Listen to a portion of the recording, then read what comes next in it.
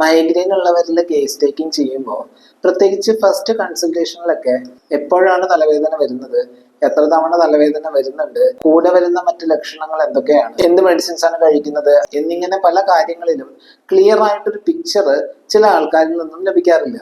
ഒരുപക്ഷെ ഡോക്ടറെ കാണുന്നതിനും കുറെ ദിവസം മുൻപായിരിക്കും തലവേദന വന്നത്. ആ ഒരു ടൈം ഗ്യാപ്പ് വന്നതുകൊണ്ട് കൃത്യമായിട്ട് കാര്യങ്ങൾ ഓർത്തെടുക്കാൻ ബുദ്ധിമുട്ടുണ്ടാവും.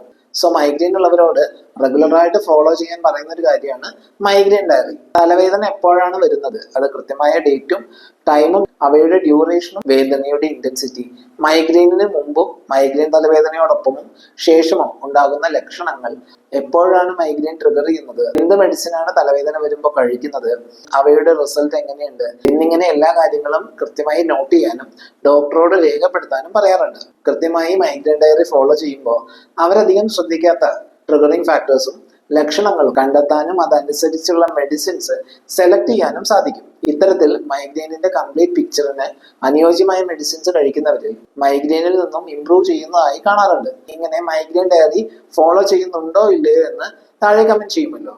ബൈ.